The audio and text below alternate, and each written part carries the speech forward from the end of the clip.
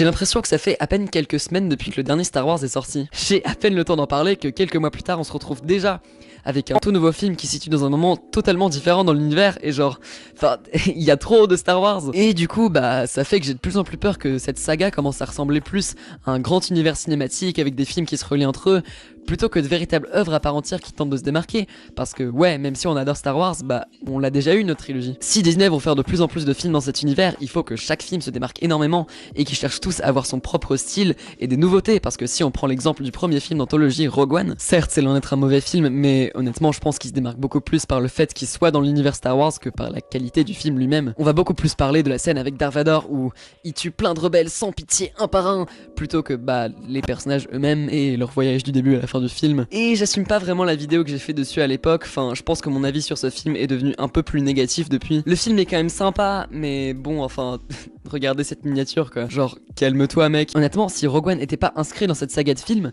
vous pensez qu'on en parlerait encore aujourd'hui? Parce que moi non. Enfin, tu peux pas uniquement compter sur la nostalgie qu'on a par rapport à cette franchise pour vendre ton film. Surtout là, en l'occurrence avec Han Solo, j'adore les transitions parce qu'en plus, on a déjà vu ce personnage dans plus ou moins tous ses états. Genre, est-ce que j'ai vraiment besoin d'avoir un film qui me raconte comment Han Solo a eu son blouson, ou son flingue, ou comment il a rencontré Chewbacca? Bah...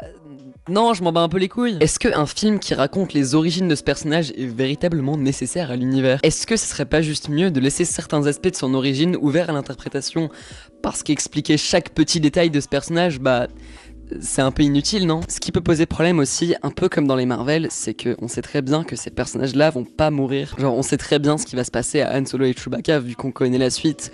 Donc pourquoi même s'investir dans ce film et potentiellement une trilogie? Si on va avoir d'autres films d'anthologie dans ce genre-là, bah j'ai envie qu'ils fassent quelque chose de drastiquement différent à la saga principale, qu'ils introduisent de nouveaux personnages et qu'ils montrent une partie de l'univers qu'on connaît pas. Et je pense que c'est en partie pour ça que j'ai autant aimé Star Wars 8 parce que ce film se démarquait vraiment du reste de la saga et tentait plein de trucs. Mais du coup, je craignais un peu ce film parce qu'en plus prendre un autre acteur pour jouer un personnage aussi iconique, bah c'est vraiment pas évident. Sans parler de tous les problèmes de production que le film a eu avec des réalisateurs qui partent, des problèmes d'écriture, enfin bon, tout ce qui est problème de différence créative dans des blockbusters de nos jours, bah ça se finit pas toujours bien. Donc en plus si maintenant on se retrouve avec un Star Wars hybride avec différentes visions de plusieurs réalisateurs en un film, bah ça va pas le faire. Cela étant dit, j'ai vraiment pas envie d'avoir des a priori avant d'aller voir un film. Enfin, je vais pas voir ce film en m'attendant à le détester.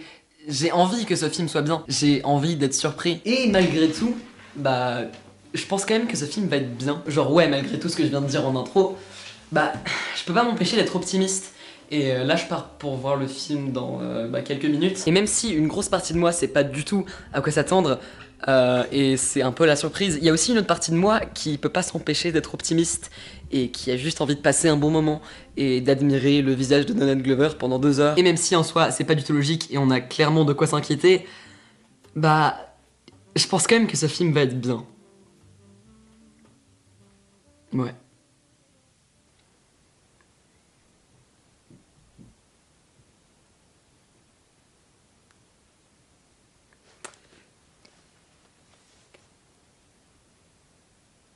Quoi? J'avais pas vraiment des attentes de fou mais j'étais quand même déçu. Le film est réalisé par Ron Howard et les personnages principaux sont interprétés par Alden Ehrenreich, Woody Harrelson, Emilia Clarke et Donald Glover. L'histoire c'est donc celle de Han Solo qui...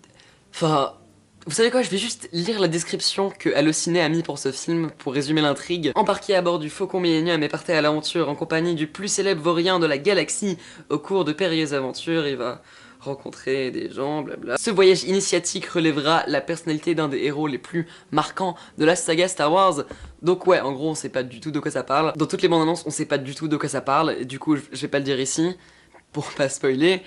Mais bon, en vrai j'exagère, j'ai pas détesté le film, mais il y a un choix qui était fait à la fin du film avec un personnage en particulier. J'étais en train de regarder le film, j'étais genre...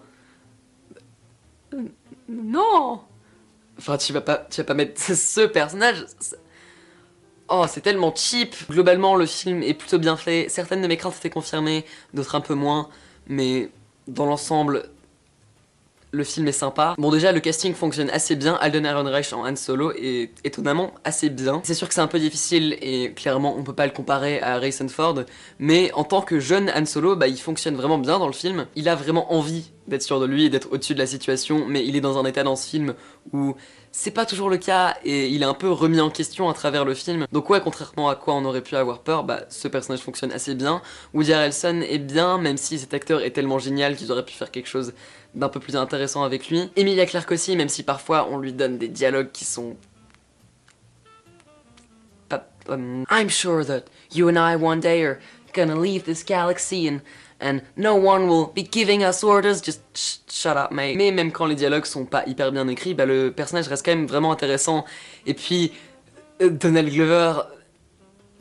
oui, j'ai toujours pas trouvé de défaut à ce mec, il est juste génial dans tout ce qu'il fait, et là il fonctionne vraiment bien aussi, même si comme pour Han Solo, il est un peu restreint par son personnage, il peut pas faire des trucs totalement nouveaux non plus, bah il arrive quand même à apporter quelque chose d'un peu nouveau, même si tu sens que c'est toujours Lando Calrissian, bah il a quand même beaucoup de charme, mais tu sens aussi qu'il pourrait trahir Han Solo à n'importe quel moment, et du coup ça rend la relation entre ces deux personnages dans la trilogie originale beaucoup plus profonde. Ah oui, et j'ai failli oublier parler du méchant dans ce film joué par Paul Bettany, qui est bien. Il est dans genre 2 ou 3 scènes, mais bon, il joue quand même vachement bien quand il est dans le film, et tu sens que c'est pas totalement un méchant non plus, il est juste un peu seul dans la vie.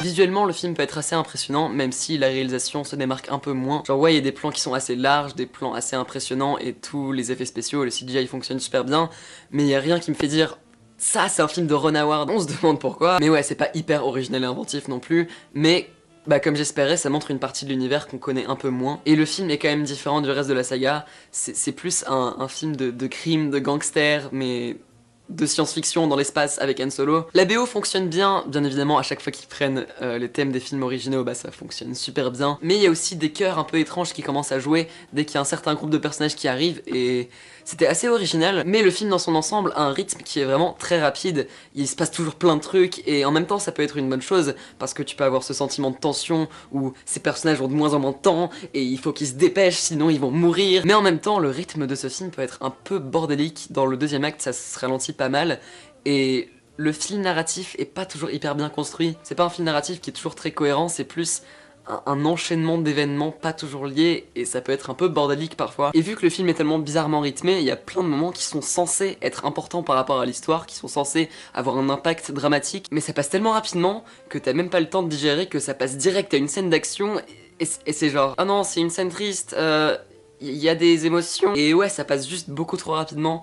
Il y a plus de scènes d'action plutôt que de véritables scènes qui devraient être importantes par rapport au personnage. C'est peut-être à cause des problèmes de production ou pas, mais en tout cas ça se sent, et ce film est très bizarrement rythmé. Et je pense que ça va nous amener au défaut de ce film, parce qu'il y en a quand même pas mal. Il y a un personnage qui s'appelle L3, c'est genre un robot féministe, mais pas féministe genre bien, genre féministe extrême, genre le cliché total. Et c'était juste limite choquant qu'ils mettent ça dans ce film. Ce personnage est tellement mal écrit, enfin c'est limite un peu condescendant. Enfin t'as tous ces films où t'as des femmes en personnage principal, et maintenant t'as ce film où t'as ce personnage qui est tellement cliché. Et puis la seule scène où des personnages féminins principaux parlent entre eux et ont une vraie discussion sérieuse, c'est pour parler de est-ce que j'aime ce mec ou est-ce que j'aime ce mec, lui m'aime bien mais moi je l'aime pas. Genre ouais, ok, c'est une petite scène et ça a pas énormément d'impact sur le film, mais voilà quoi, c'était pas très bien écrit. Et puis en dehors de ça, l'histoire, elle est pas ouf.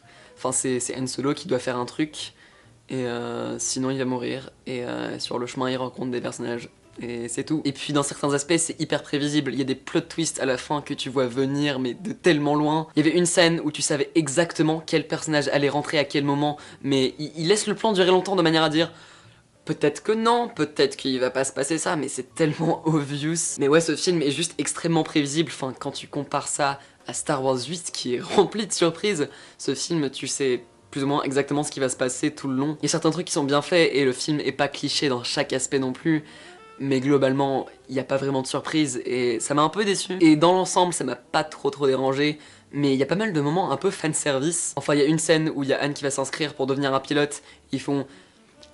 C'est quoi ton nom de famille? J'en ai pas, je suis seul. Je pense que je vais t'appeler Han Solo. Enfin vraiment, c'est pour ça que ce personnage aussi iconique s'appelle Han Solo. En plus, le mec le dit vraiment genre Han Solo. Enfin, ils auraient juste dû mettre le titre du film pendant qu'ils y étaient. Ou il y a un autre moment où après qu'il vient de rencontrer Chewbacca. D'ailleurs, la scène où il rencontre Chewbacca est vachement bien. Genre, est-ce que c'était totalement nécessaire de le savoir par rapport à l'univers? Non, pas forcément. Mais c'était une super bonne scène. Mais du coup, ouais, comme je disais, après qu'il l'a rencontré, il fait donc tu t'appelles Chewbacca? Bah, je vais devoir te donner un surnom parce que c'est trop long à dire. Genre, ouais, j'ai compris. C'est une référence. Ok, il y a vraiment beaucoup de références dans le film et il y en a juste énormément qui sont pas nécessaires et qui sont juste du pur fanservice. Donc ouais, je pense que c'est juste l'écriture qui est un problème pour ce film, parce que sinon, techniquement, le film est assez bien fait et contrairement à quoi j'avais peur, c'est pas du tout un Star Wars hybride avec plusieurs visions de plusieurs réalisateurs différents. Ce film a quand même un début, un milieu et une fin, mais c'est assez basique en fait. Mais ouais, je dirais que j'ai passé un bon moment, mais j'étais pas totalement impressionné non plus. Et je pense que ce film aurait pu être un peu plus intéressant. Au final, Solo est un film sympa qui reste quand même divertissant. Le film est quand même cool, il a des visuels et des scènes d'action parfois vraiment impressionnantes, le casting fonctionne super bien, même quand les dialogues sont vraiment pas bien. Mais je dirais qu'en plus d'avoir pas mal de problèmes de rythme et d'écriture, le film est trop safe, il prend pas assez de risques et justifie pas totalement son existence. C'est un film qui est sympa à regarder, mais dont on va pas parler pendant très longtemps je pense. Clairement, ce film est trop bien fait techniquement pour qu'on puisse vraiment dire que c'est un mauvais film, mais pour moi, il est juste sympa mais sans plus.